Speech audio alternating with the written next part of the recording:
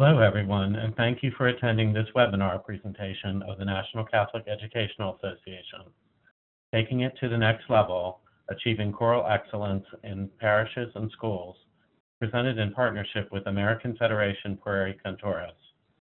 I am Scott Mathias, webmaster with NCEA, and I am happy to be your moderator and host today. Before we begin, we wanted to cover a few housekeeping items. At the bottom of your screen are multiple application widgets you can use. All the widgets are resizable and movable, so feel free to move them around to get the most out of your desktop space. You can expand your slide area or maximize it to full screen by clicking on the arrows in the top right corner. I want to particularly point out the yellow certification widget. This is where you can download your certificate of attendance during the session. You may also want to try the group chat widget in blue to comment to each other during the webcast. If you have any questions during the webcast, you can submit them through the Q&A widget. We will try to answer these during the webcast, but if a fuller answer is needed or we run out of time, it will be answered later via email. Please know we do capture all questions. A copy of today's slide deck and additional help materials are available in the resource list. We encourage you to download any resources or bookmark any links that you may find useful. For the best viewing experience, we recommend using a wired internet connection and closing any programs or browser sessions running in the background that could cause issues. The webcast is being streamed through your computer, so there is no dial-in number. For the best audio quality, please make sure your computer speakers or headset are turned on and the volume is up so you can hear the presenters.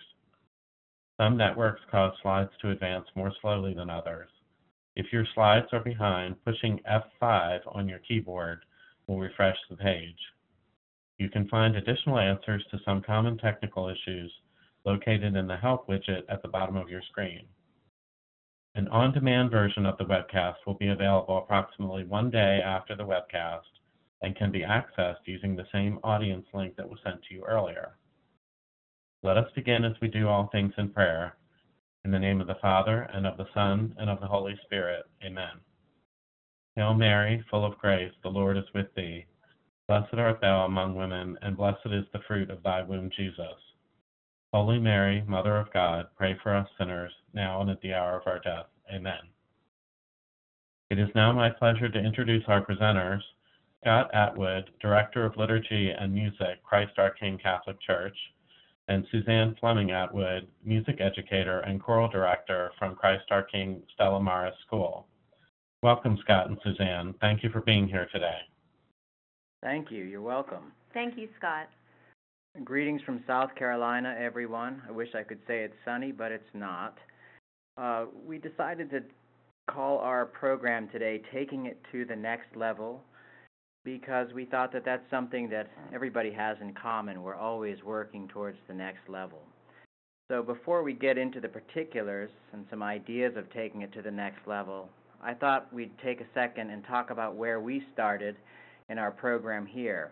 We've both been in our positions since 2011, and when we started off, our school had a liturgy choir of 12 to 15 kids and a contracted choir director who happened to be me. I was at a neighboring parish, and I came in just to do the school masses, but I was not a presence within the school. Then the parish here, Christ Our King, had a youth choir, and at the time when Suzanne and I came here, there are 4 or 5 kids in the youth choir, and from what we've been told, people tried to dodge the masses when the youth choir sang. We also at the school, there was a crusader choir, and that was for older kids in the school, and it was conducted by one of the homeroom teachers who happened to read music and play a little piano, but she didn't have any formal training. The music teacher in the school was a non-Catholic gentleman who had some background in jazz piano, but not much training in music ed or choral music, certainly not any liturgical training. So the immediate steps that we took to try to get to the next level, the most fundamental steps were building a bridge between the parish and school.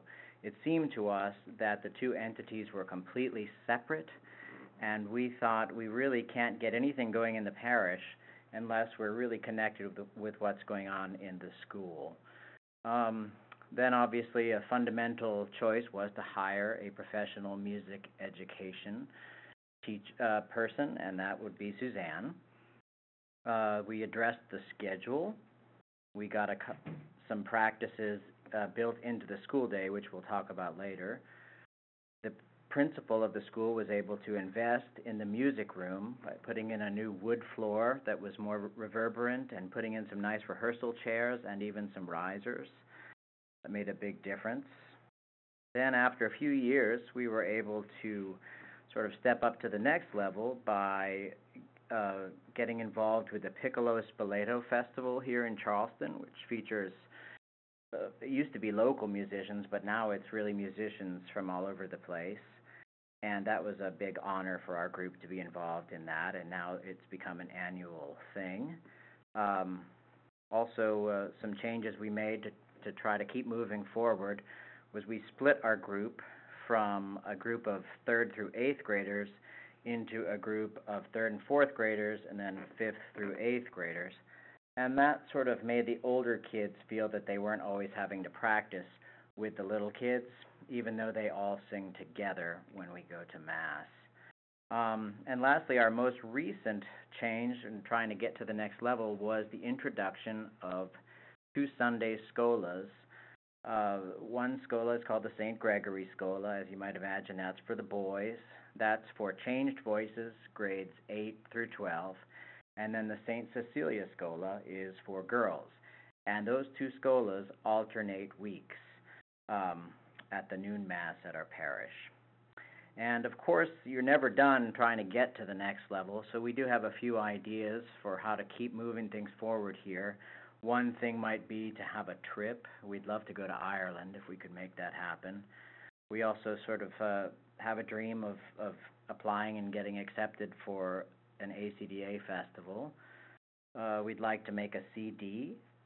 And also we'd like to be able to collaborate with our local symphony. And we have been invited, but unfortunately the first piece we were invited for was a choreographed version of Carmina Burana, which we felt for the Catholic school audience was not quite the most appropriate thing, but hopefully they'll ask us again to do that. For a G-rated performance. All right, so moving on to our presentation in the slides, here are a lot of the groups that Scott talked about.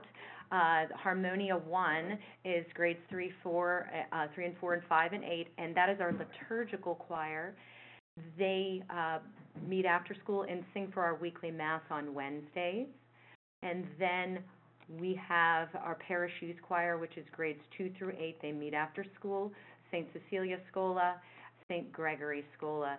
And most of the people, the students comprised of those young adult scholas have been people who have come up through our program, so they already have a nice repertoire, and we don't have to rehearse as much with them. We rehearse 45 minutes before Mass every other week, and then they're ready to go. And then I have a 6th grade chorus, a 7th grade chorus, and an 8th grade chorus that meets during the school day during an enrichment period.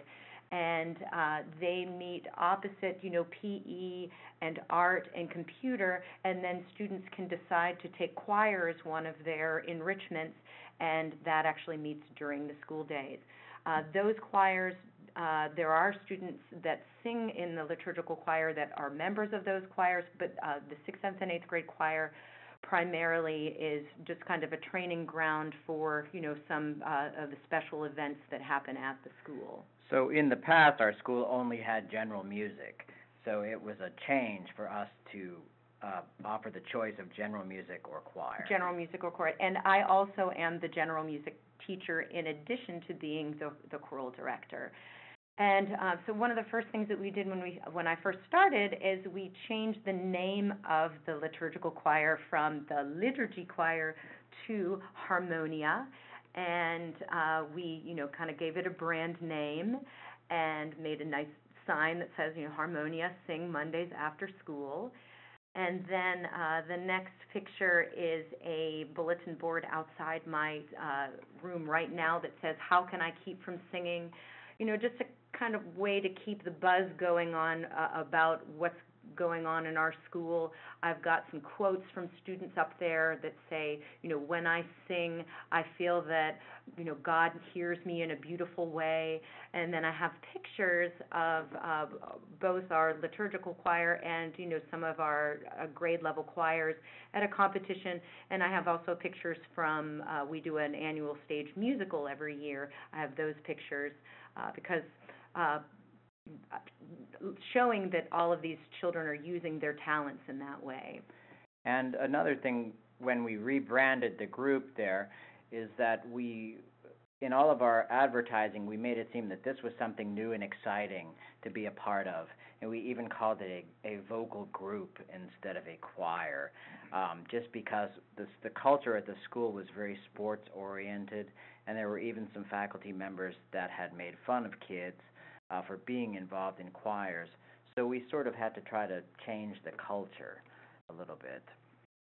Okay, obviously we live in a world of social media, so if you want to create a buzz, there are all kinds of ways to do it. We have been active with Facebook and YouTube, and also this image that we have of the memorial service.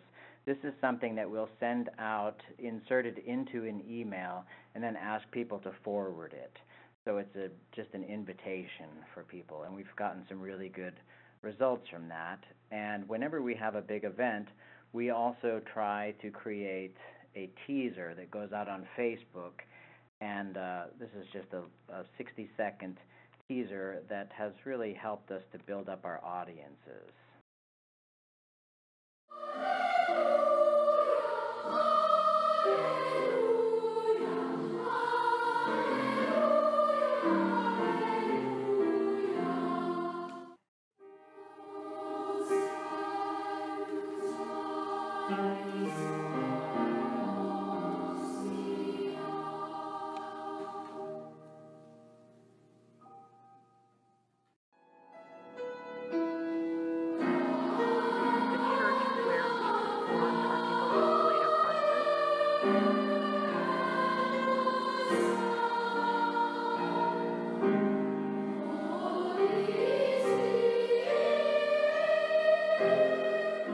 Okay, so still on the topic of finding good singers, we talked about building a bridge, and Suzanne is wonderful about really getting the kids to sing in their general music classes so that she can identify the strong singers.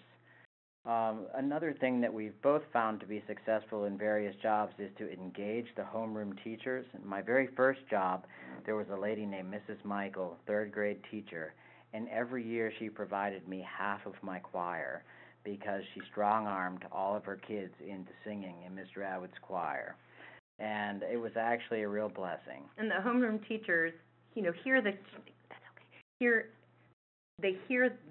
students in the Mass, and, they can encourage them. Now, this is just a short clip of my first grade general music class singing the prayer at the beginning of the class, and they're singing Jesus, I adore you. Some of you may know this as around as Father, I adore you. And this was a very, very talented first grade class that was able to sing in two parts or in canon. And a lot of these children are now singing in our Harmonia class, and they got their start singing in general music. And we sing from the get-go, and we try to sing in keys. This is in F major, keep the keys in a head voice friendly range, F and G, and that gives them that good start with that.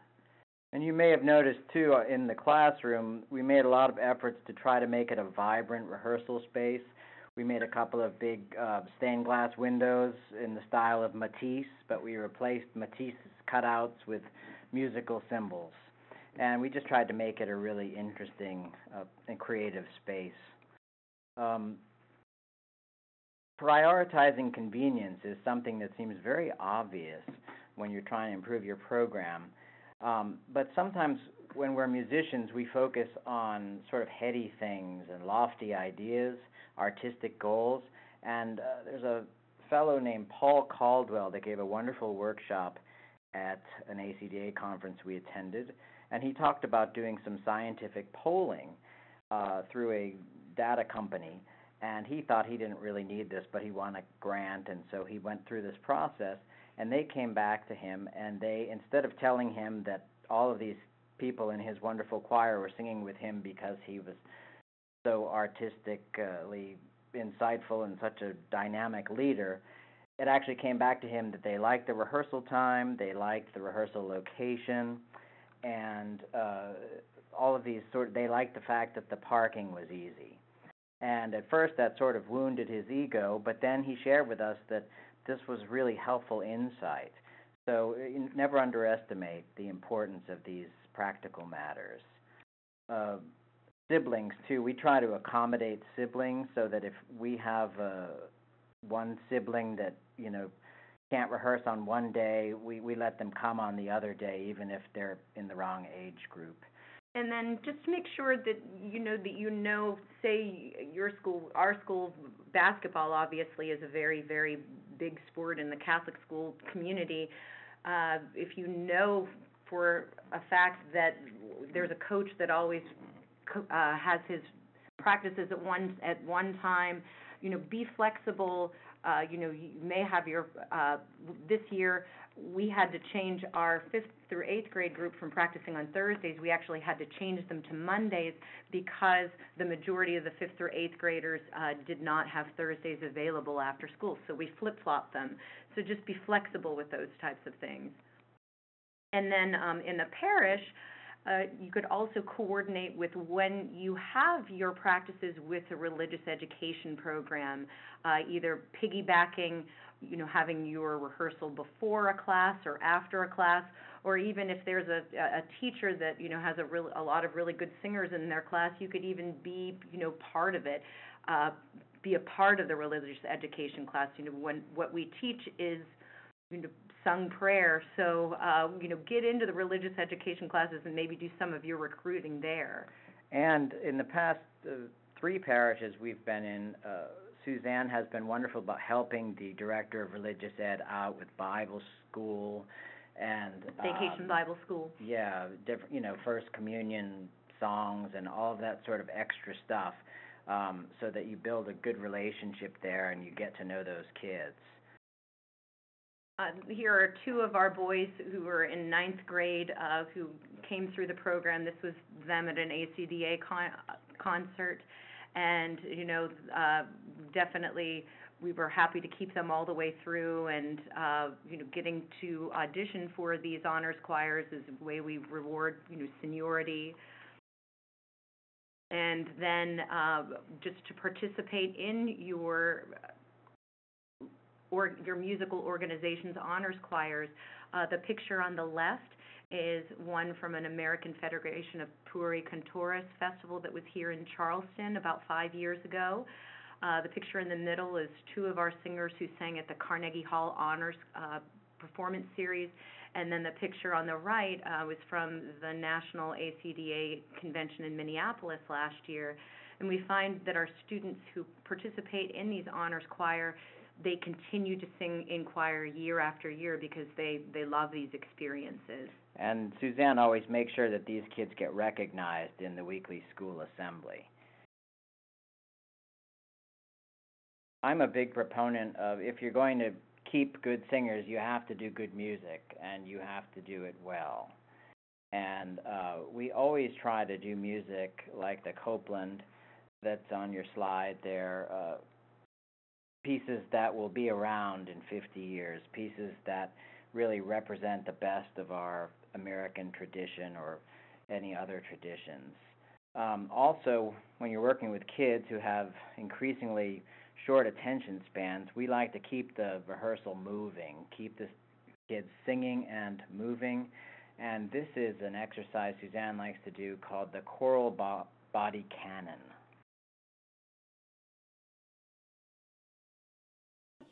Pay attention. 1, 2, I start.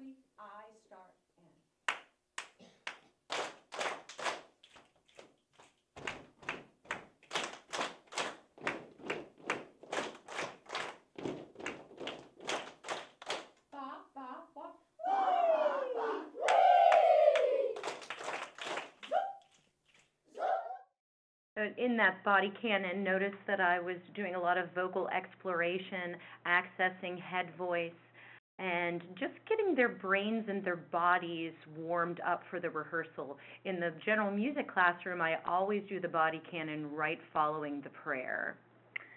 One thing that has really worked well for us is mentoring some of the best singers that we've had, and one of the greatest experiences for me personally was the opportunity to work with a young man whose name is Owen. And when he was 11 years old, we made a recording, and we met once a week. And then over the summer, I made him come in 3 or 4 times a week throughout most of the summer, and we rehearsed, and then we recorded at the very end of the summer. And the CD came out so nice that we decided to do it again the next summer before his voice changed. But unfortunately, I went on a 2-week vacation, and when I came back, he lost 4 notes off the top of his register.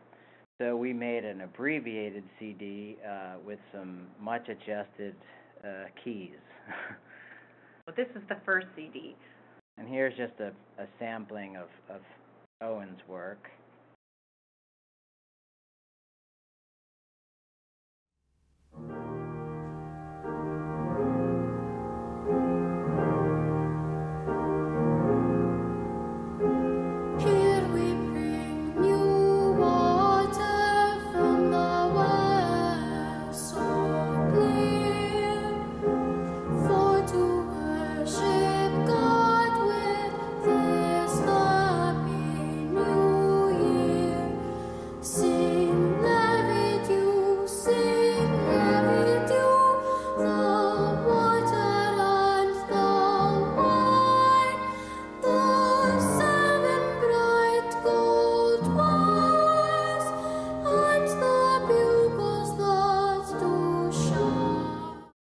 To interrupt that, but Suzanne's going to talk about another way to keep good singers, which is to foster traditions. In our school, during the school year, we have about 4 different productions, and this picture is from our annual Christmas pageant. And these are all of the friendly beasts, the sheep and the cow and the doves and the donkey, and those always come from the 6th grade chorus. And then, you know, in the 8th grade, the O Holy Night solo will go to most likely an 8th grader. And then we also have a passion play that has those sort of solos every year too.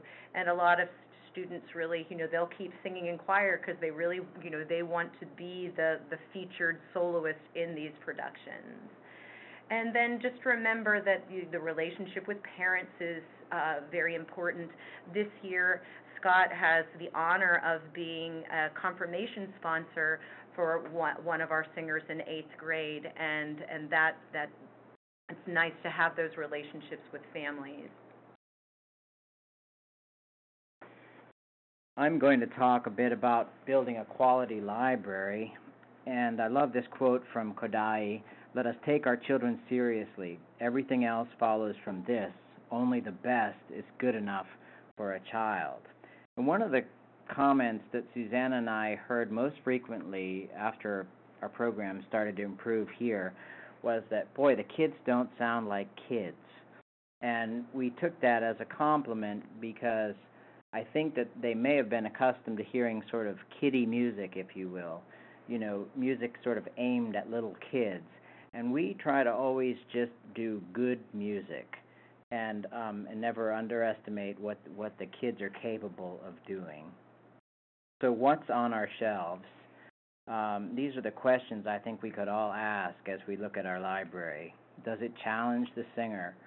Will it stand the test of time? Will the singer be able to sing it beautifully? Does the text have substance? Does it contribute to the cultural literacy of the singer? Is it a worthy investment of time and resources? And is it authentic? And what I mean by that is there's a lot of music out there that is maybe contrived or a little bit on the commercial side of things.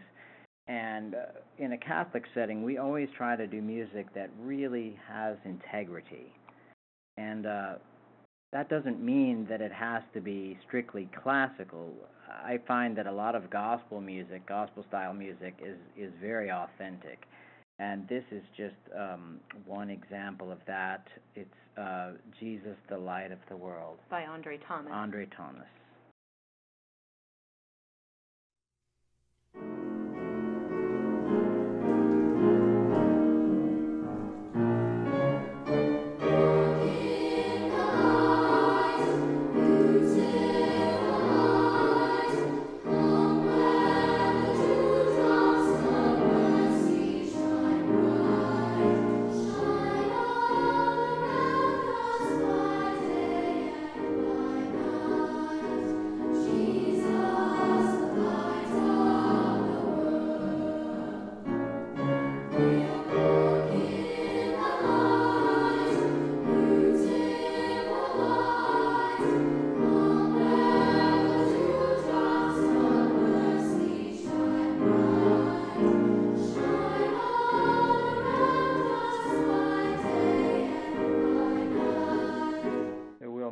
Now to the topic of liturgical programming. Again, this mostly applies to my end of the job here. A lot of times, I think in Catholic schools, particularly related to school mass, people are put in charge of picking music that haven't always been trained or educated in how they should be doing that. So this is sort of just a real basic a primer of the fundamentals of picking music for Mass. I'd say that the most important source to look at is the Constitution on the Sacred Liturgy, and that is a Vatican II document, and these are just some highlights from that. The Church acknowledges Gregorian chant as specially suited to the Roman liturgy. The Church approves of all forms of true art having the needed qualities and admits them into divine worship. The emphasis here is mine on true art. Other kinds of sacred music must accord with the spirit of the liturgical action. Other kinds of sacred music should represent the native genius of a particular culture and must have the qualities proper to genuine sacred music. So again, this is the idea of authenticity. The text intended to be sung must always be in conformity with Catholic doctrine. Indeed, they should be drawn chiefly from Holy Scripture and from liturgical sources. This can get a little tricky, but if there's any doubt, you could always check in with a priest or maybe a religion teacher. Okay, other resources for liturgical programming: the GIRM, General Instruction of the Roman Missal, the document Sing to the Lord. This is a secondary source. It was prepared by our Bishops' Conference in the United States. And then Musicum Sacrum, again from the Vatican II era, 1967. These are all very informative documents. Okay, so as we're picking music for the Mass, more questions that we can consider. Does the liturgical music we have selected connect with the liturgical action? Does it add delight to prayer? And again, this is all coming out of the Church's official documents. Does it foster the unity of hearts and minds?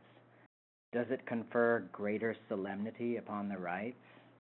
Does it glorify God? Does it sanctify the faithful? Does it raise the mind to heavenly things? Here's an example of something we think makes us think of heavenly things.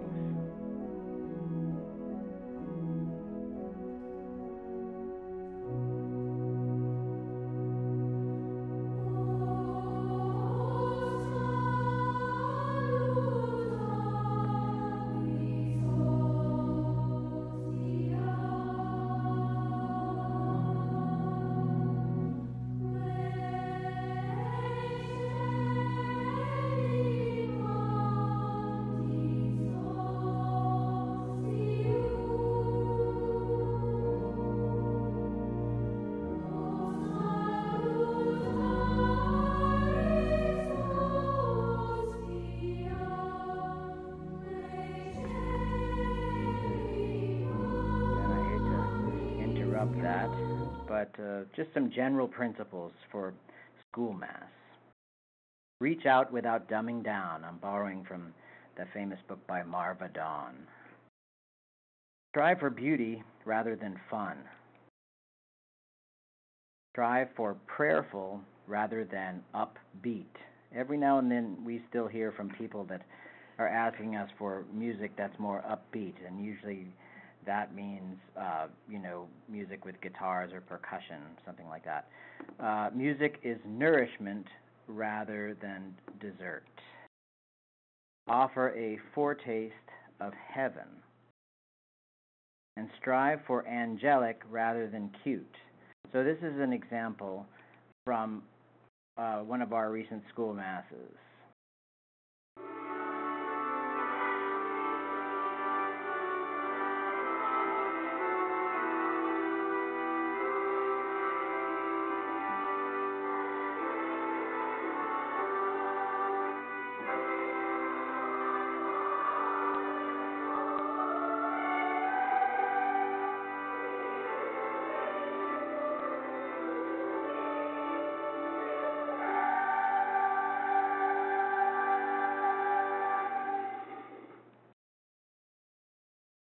And I don't know how the audio quality was on, but that was recorded on our iPhone there at church. And we often do that where we will record the students, singing the hymns from Mass, just to kind of see if the hymn, everybody is involved in the participation. And a song like Faith of Our Fathers, a song like Joyful, Joyful, at certain times of the year, patriotic songs are certainly appropriate, like a song like a hymn like America the Beautiful. I mean, everybody participates, even the, 7th and 8th graders. We like to always have a pre-Mass rehearsal for the choir and cantors. We like to try to sing the lectionary psalm. Occasionally we have to do a common psalm from the season, but we always try to sing the lectionary psalm. And there's a wonderful example on YouTube, if you ever have time to look at the inaugural Mass for Pope Francis. If you go 1 hour and 14 minutes in, there's a little boy standing up in front of the whole world singing the responsorial psalm, and it is absolutely beautiful, and it really reminds you of what kids are capable of doing. Unfortunately, the example I have here starts at the beginning of the Mass, so we don't have time to watch all of that. But sometimes there'll be teachers in a school that might think volume is everything, so if you do something that's really raucous, some of the teachers might think it's great, but sometimes I found that volume isn't everything. Also, with repertoire for congregational singing, don't be afraid to repeat. People are more inclined to participate in things that they're familiar with. And then when I say know your parishes, find common ground, what I mean is, in our particular situation, we share our school with, I think, 4 parishes. Mm-hmm.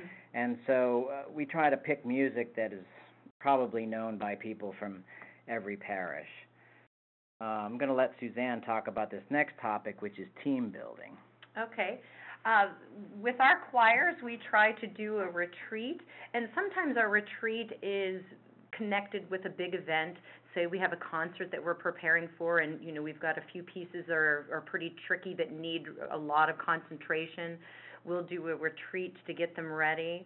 And up the picture that we have above the boys there is some of our 8th graders making a human pyramid there. I had the 8th graders that year actually plan out the retreat and plan some of the activities that we did. So there was fun incorporated with the learning.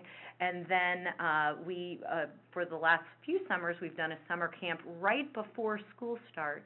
Our school year actually starts in the middle of August, and we've done that camp in conjunction with the Feast of the Assumption.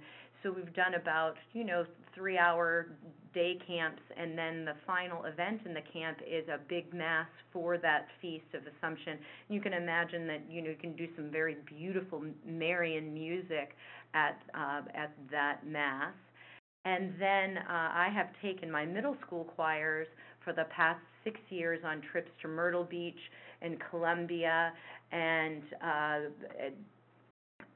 even here in town, and I feel that really, when you go on a trip with your group, you all get to know each other better, and it gives the group and your rehearsals some focus. We are working towards this goal, this common goal, and your choirs get to be heard by somebody other than you, and have adjudicators say some of the same things that you say all the time, but maybe in a different way, so that your students are more likely to listen to you when you say those same things.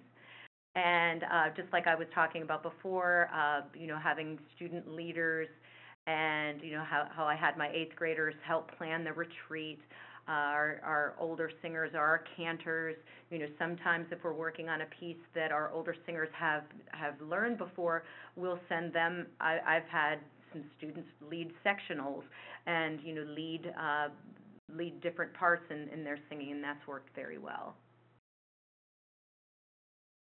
I find that some of the best practices, great expectations will equal great results. I got that saying from the Boston Children's Chorus conductor, Anthony Tracek King. He had a group of middle schoolers that sounded at an ACDA conference like college singers. And every group has its ability level, but we can always push our singers to do something that's out of their comfort zone, something that they didn't think that they would otherwise be able to do. I'll have Scott talk about teaching phrasing and expression and notes. While we demonstrate for our singers, we try to do all of these things simultaneously. We're not just pounding out notes and rhythms. It's very hard to introduce a musical idea or something expressive after you've been pounding in something real choppy, just trying to get the notes learned. So it's important to do it all at once. We're, obviously when you're working with young people, you really have to develop their awareness of vocal registers, and sometimes the hardest thing about a new group of 3rd or 4th graders is just trying to get them to use their head voice.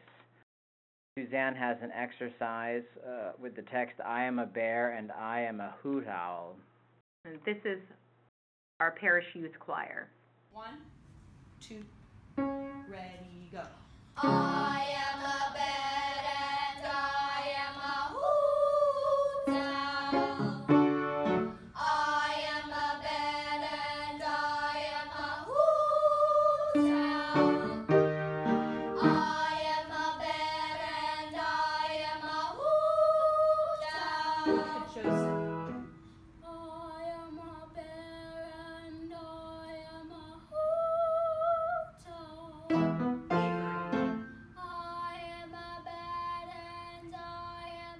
All right, and that was Joseph Bradshaw, the last singer that we had, and his older sister was also a part of our program there. Again, we've got an example of, keeping the family in choir, and, they'll go home and they'll sing our songs, and then, they've got a younger sister who's 4 years old, and we're hoping to have her too. But we emphasize in our choral teaching pure vowels. We use a lot of solfege. We emphasize uniform vowel shapes and little text things that help them to work on their pure vowels. True blue shoes, something like that. And I think also it's important, if you use solfege, to make sure that you're always using good vowels, because sometimes people slip into sort of colloquial sounds when they're doing solfege, and you don't want the kids to be ever practicing bad diphthongs and all that sort of thing. So speaking of diphthongs, we like to do an exercise on the words round, found, sound. Round, found, sound. Or I like Mike. I like Mike. Emphasizing the first vowel and de-emphasizing the second vowel in the diphthong. Also, it's important to emphasize that singing is different than just speaking, and we tell our singers to keep the singing mask on, and exercise that we will sing, show me how to sing. If you were just to say, show me how to sing, wouldn't have the same projection, wouldn't have the same vowel formation as you would have if you were singing it. And then here's another phrase that we'll use with the same pattern. I shall show you how. May we follow you can be the same melody. Okay, Suzanne has really made me a convert to solfege and Kerwin signs. I was not trained in this, but I think it helps the kids tremendously with their musical literacy and their tuning. And this is a great exercise she does. This is a 6th grade chorus. Do, re, mi, fa, sol, la, ti, do, ti, la, sol, fa, mi, re, do, sol. Here you can see some of our singers of uniform vowel shapes, open mouth. We tell them to think tall, round tone. Your lips forward helps with projection. Now here is my little very, very rough picture of something that I like to do with the students, what I just call the unison eye. And this is just a warm-up that's up there, but I will do this with literature and repertoire that we are working on. A lot of the time when students are holding a piece of music in front of them, they're looking at notes, they're looking at rhythms, they're looking at words all at the same time. So I'll take an excerpt and I'll put it up on the board, and I'll write it in stick notation, and then also in a solfege shorthand, and that's how we learn it. And this is just a little this is a warm-up that we do. Why shouldn't my goose sing as well as your goose when I paid for my goose twice as much as yours? And I would introduce it up on the board before I would ever show them a piece of music with that on there, and then I can make sure that every student in the choir is looking at the same thing and they're following it. And I'm sure that there are some of you who can do this on a slide. That I just did this one up on the board. And then I would do this specific exercise. I would have, once they learn it well, I would have go one by one, and each student would take a measure, and on the slide it says this sort of thing encourages independent singing and inner hearing. So if you one singer sing, Scott and I will do an example. I'll start, why shouldn't my goose Sing as well as your goose when I paid for my goose twice as much as yours. So they're, they know what's coming next, and they have to sing that in tune. Okay, languages. Kids love to sing in foreign languages, as you all know. We've had really good luck doing German, and the parents just love it. They feel like they're getting their money's worth from Catholic school. African folk songs, and then at Christmas especially, we found it a good time to do carols in different languages. And of course Latin.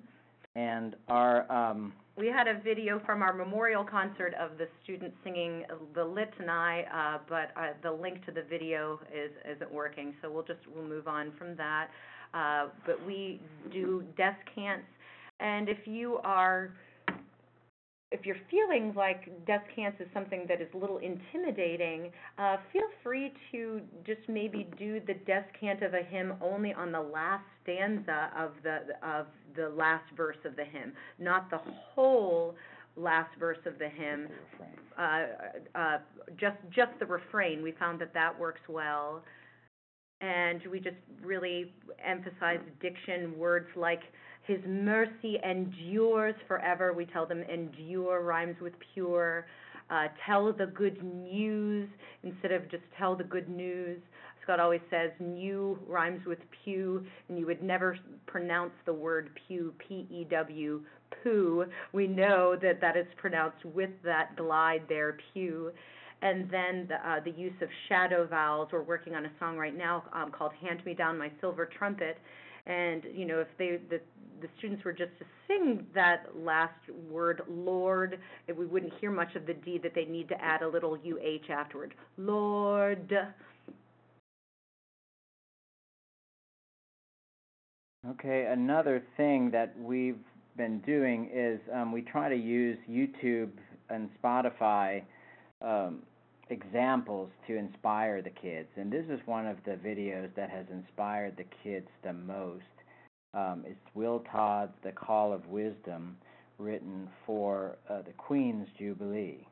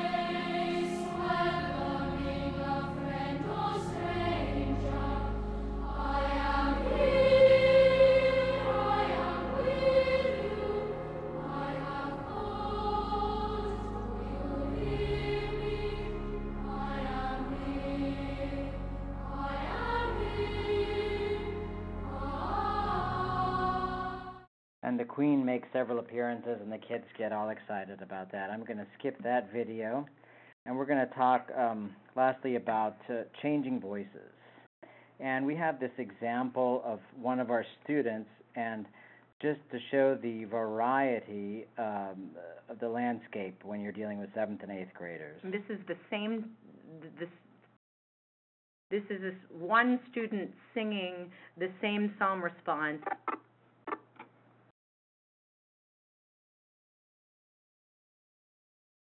I trust in the mercy of God forever. I trust in the mercy of God forever.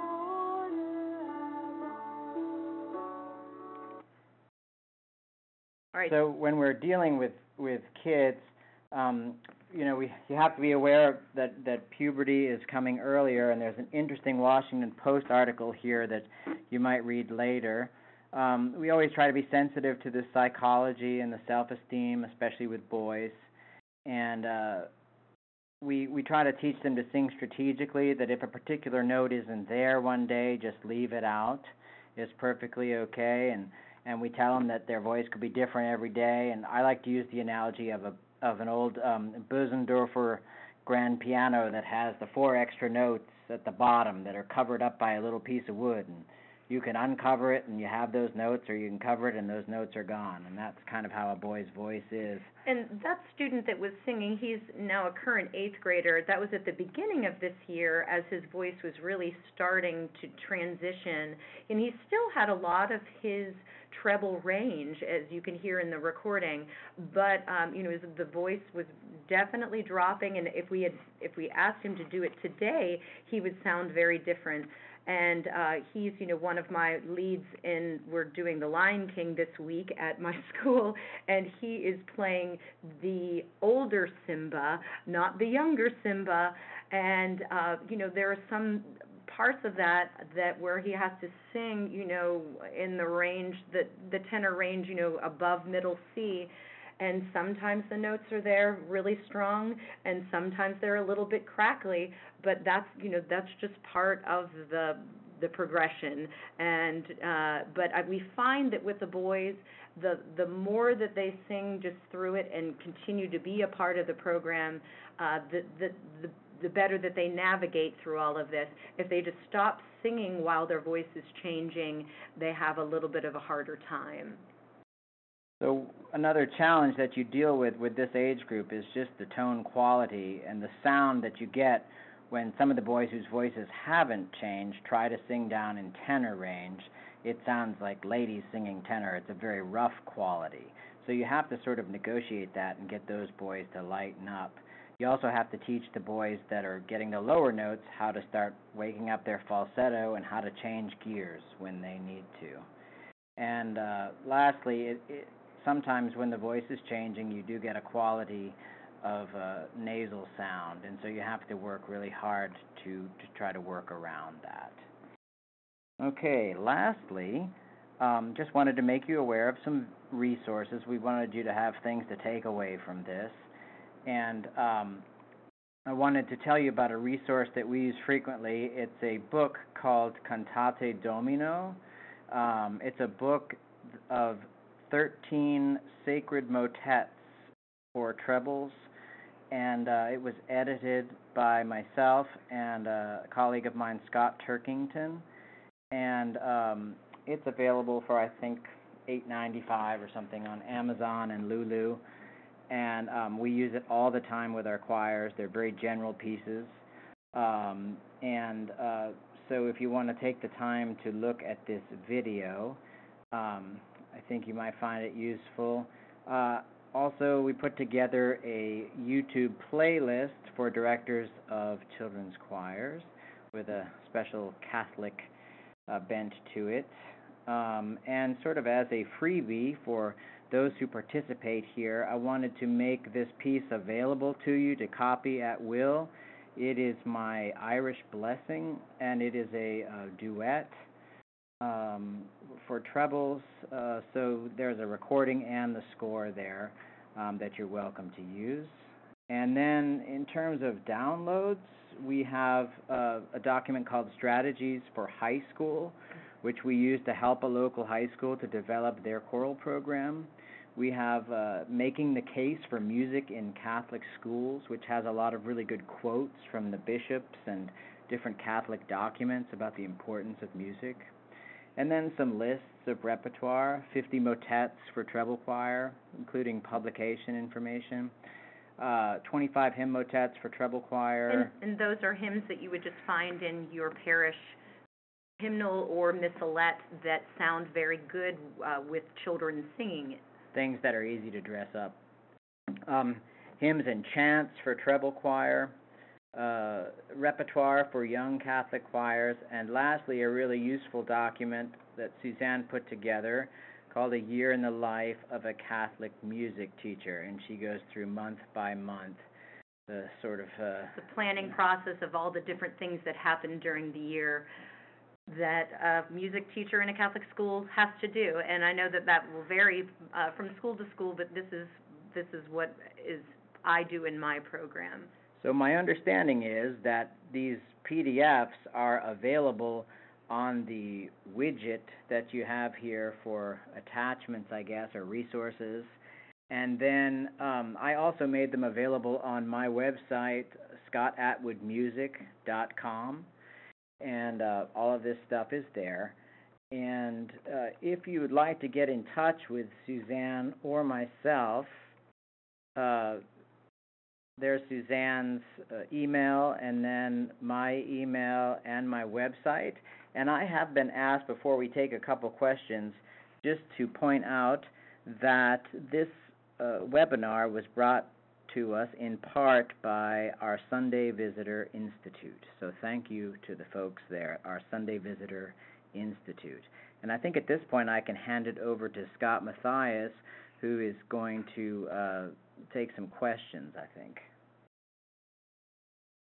Yes, we do. We do have a number of questions that have come in during your presentation, and so we'll just dig in here and get through as many as we can.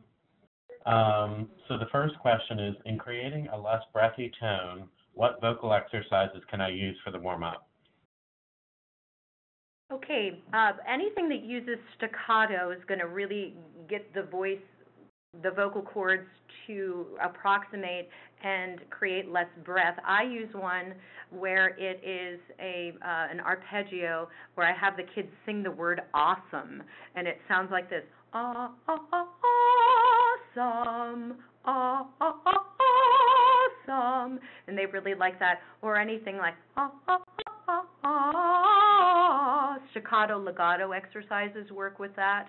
And then I am a private voice teacher as well as a choral teacher. One thing I have my private students do is sing with their hand in front of their body so that they're really giving their tone some direction, and that tends to give it some focus. And sometimes I hear in my living room, I hear Suzanne also working on getting nasal sounds out of the students in warm-ups. Just, yeah, trying to get some focus in the middle voice, using NG, that will tend to give them some forward focus with a ming, ming, ming, ming, me, me, me, me, me, me, me, me, me, things like that.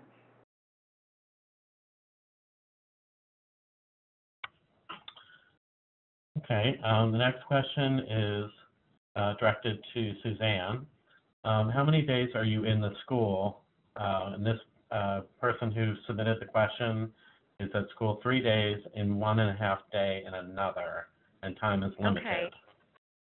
When I first started at Christ Our King-Stella Mare School, I was there 3 days, and I only taught choir.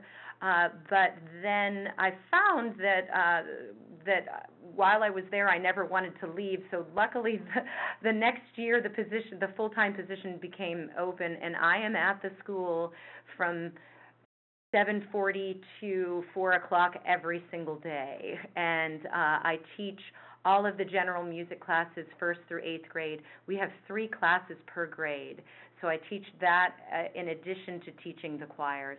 So it's quite the vocal load.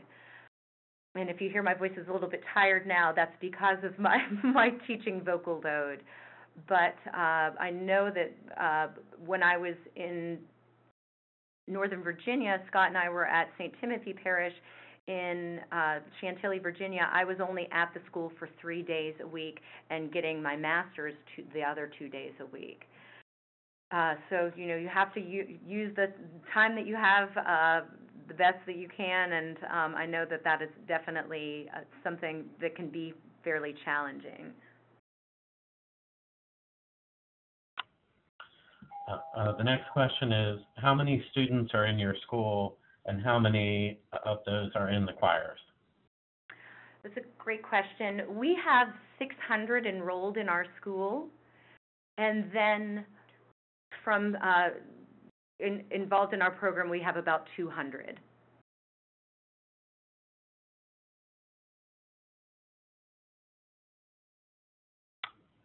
Okay. Next question. I don't have the time to have rehearsals during the day, so do you know of any music that could be reproduced to where my singers could take it home and practice, then get together to practice before Mass?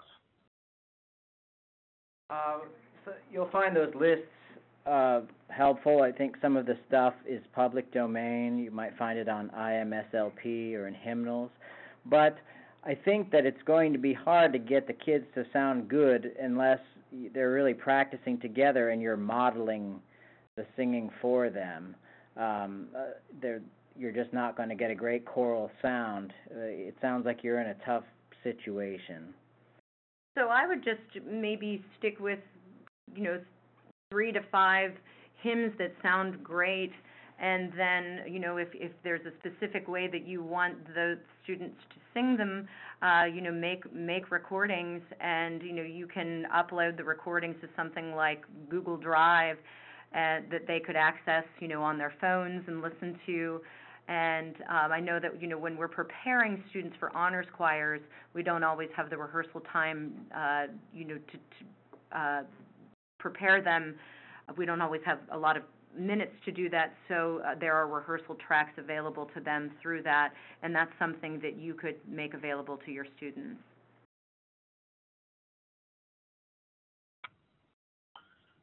Do you have a repertoire in Gregorian chant and or polyphonic music that you recommend? Again, I would look at those attachments that on the resources page. Truthfully, we don't do a lot of imitative polyphony with the kids. If our high school program grows, we may be able to get more into that direction. But right now, most of the stuff is sort of more homophonic. I incorporate the Gregorian Ave Maria and Pater Noster and the Salve Regina into the sung prayer during the general music class, and I teach it. I've got the words up on posters in my room, and I say to my general music students, regardless of whether or not they're in choir, they all have to sing, all three of those pieces, and then when they're finished with Catholic school, if that's the only thing that they remember, at least I've taught them that. And then they know sort of the standard fare, of the Father's love begotten and Adoro Te Devote, and the Mass 8, ordinary, things like that.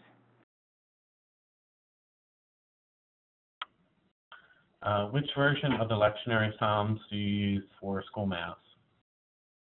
We actually do our own, and we use the Gregorian psalm tones for the verse, and then I just write a simple antiphon. Sometimes we do guimon, but mostly we try to do the Gregorian things. And we have when the verses are paired, we have the girls sing the first part, and then the boys sing the second part, an alternation.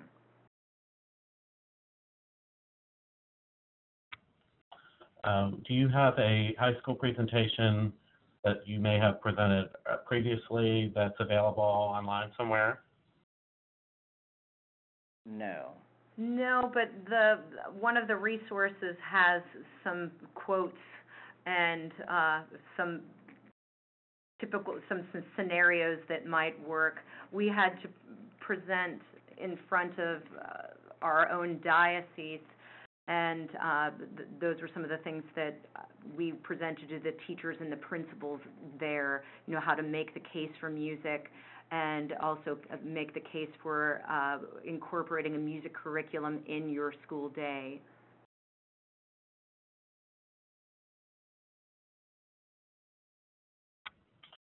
How can you encourage boys to continue singing high when they're forcing the low register that they don't really have yet?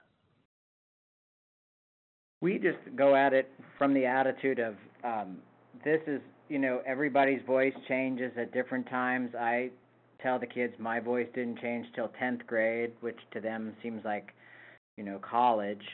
But we just make it seem like it's perfectly normal. There's absolutely, nothing unusual about when, if your voice hasn't changed. And we even have some kids that they love to sing the descant so much that they don't want us to know that their voices have changed. Are changing. And we have one boy whose voice changed about a year and a half ago, and he's so dedicated. We just tell him to sing falsetto. So we just say, use your high voice, use your low voice, and he just switches gears. But he likes to sing, so he doesn't focus on, which range it is. And we've had students like that over the years.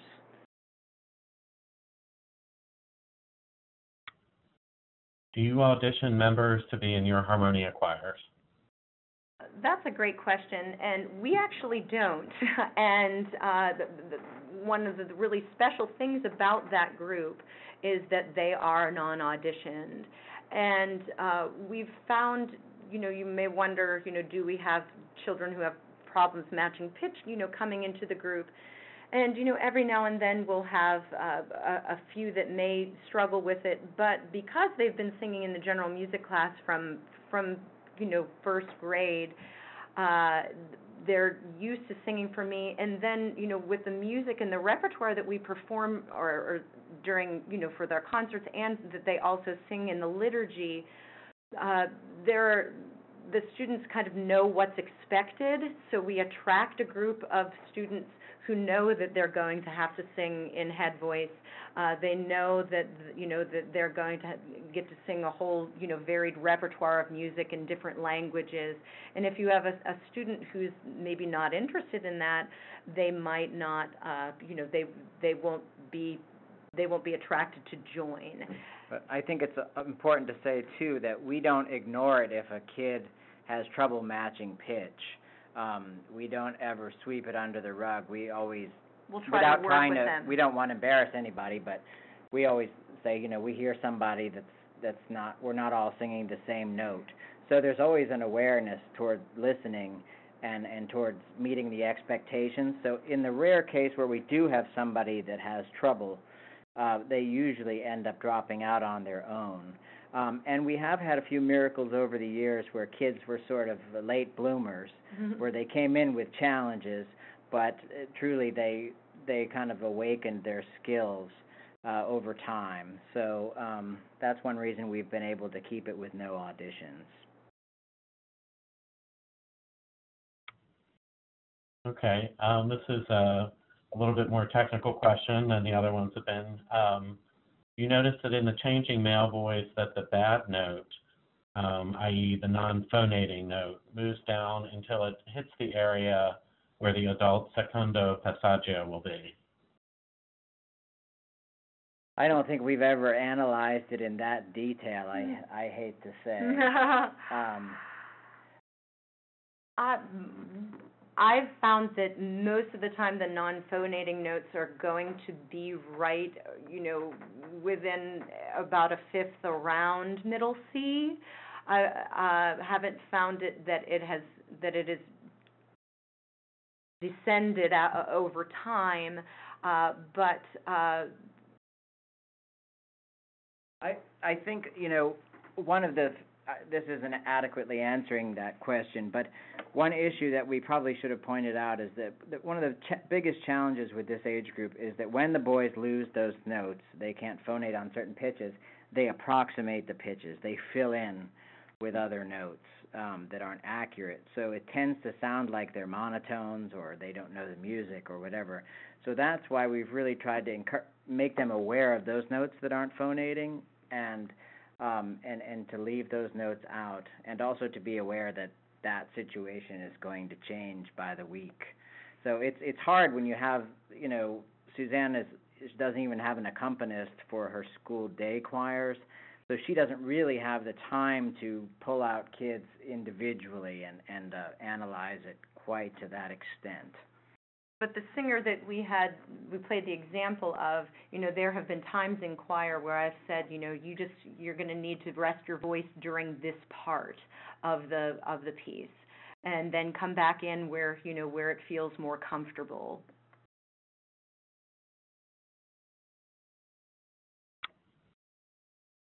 The next question is, how do you sell the concept of not doing a piece that's upbeat, or that's called, when someone says, why don't you do things that are more upbeat? This person says that she infrequently dumbs down, but she has her kids singing the Caccini Ave Maria and pieces like that. She teaches the hymns that the Sunday congregation sing, and I guess just wants to know what else she can do. Well, I would say don't give up.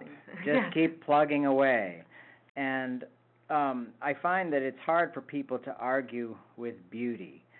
And if you can get beautiful sounds out of the kids, people won't be asking the question as much anymore about the upbeat music. When Suzanne first came into the school, they were playing contemporary Christian music at the assemblies, and there were other opportunities where teachers were pushing us constantly to incorporate that kind of music, and it was always older teachers, meaning, in their 60s or older, and they were pushing that music for the young they were saying it was for the young people.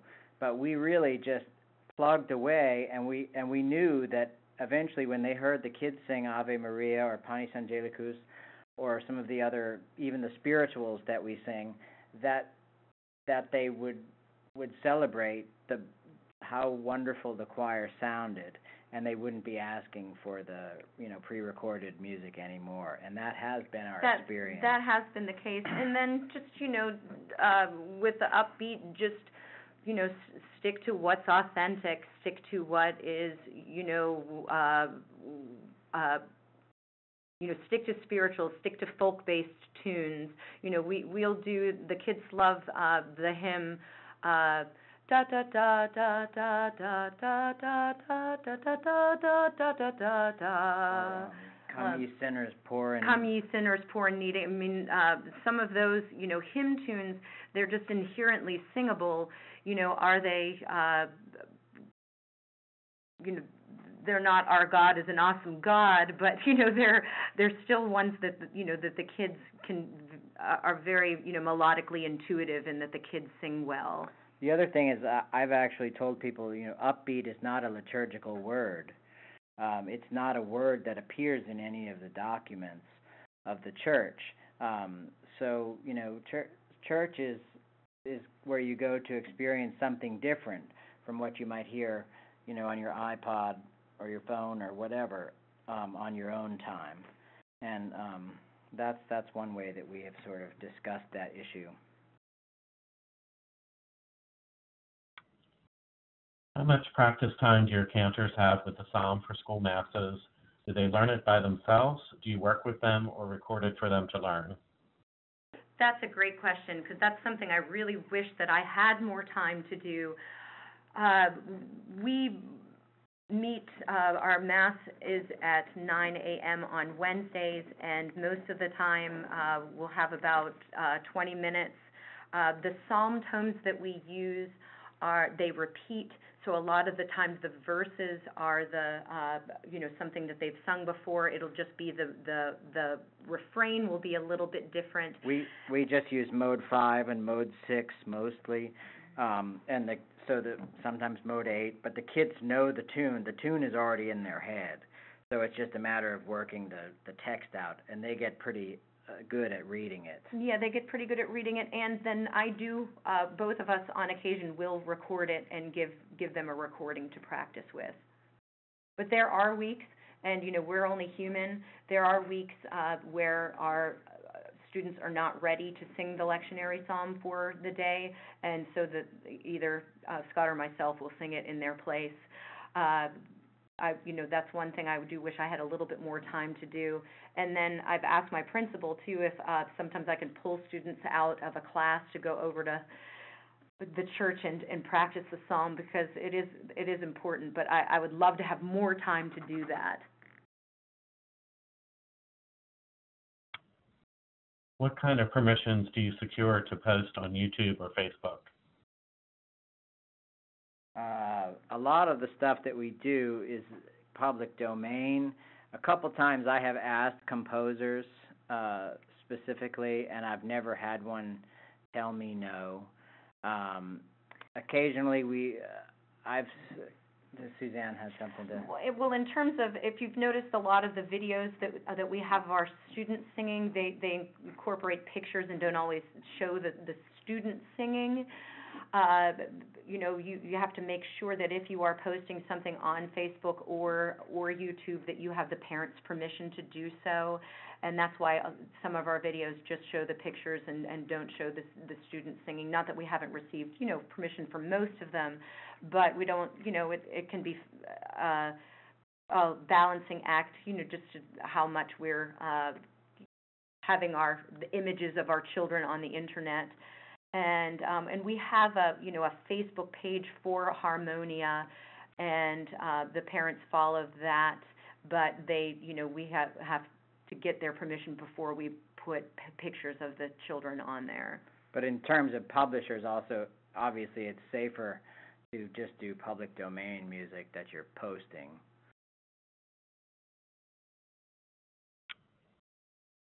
Any suggestions for pitch matching development for the out-of-tune singer? I have a lovely young man who has a lot of trouble. Well, I have, and I actually have this here in the conference room. I have a slide whistle, and I'm going to play it. So, and it's just a metal slide whistle that sounds like this.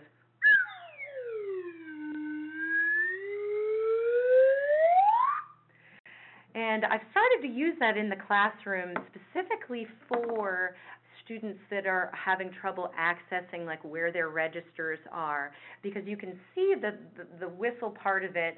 It goes up and down, and then I'll have them take their fingers and they'll model the direction of the tone that the whistle's going in, and doing ooh, they're able to access that part of their voice.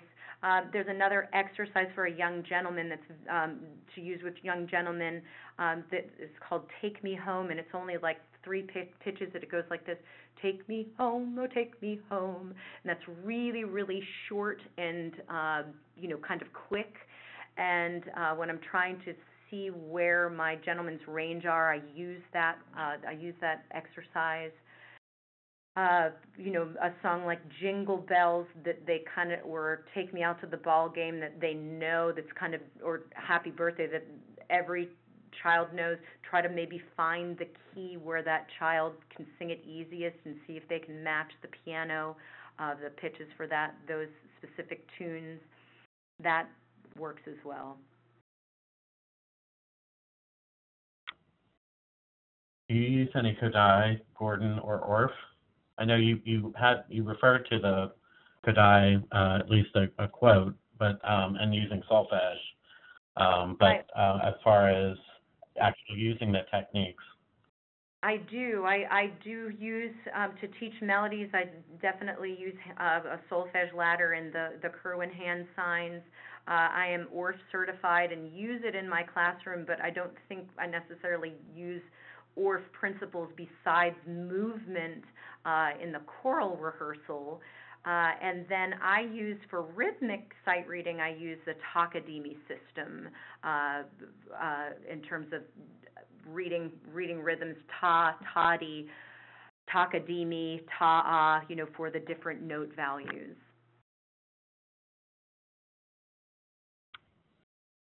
Is there any contemporary Catholic music existing that has beautiful choral arrangements? That's sort of beyond our expertise. I don't know that I could speak to that. The only one that I could think of just off the top of my head that might be a good resource is the Notre Dame Folk Choir, and that I know that they have some good arrangements, and that they also have some recordings. Most of our experience is not necessarily in that realm.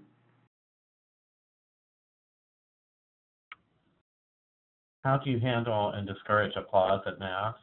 Whenever my children sing, people clap, and I hate it. It really interrupts the prayerful ambiance we try to cultivate.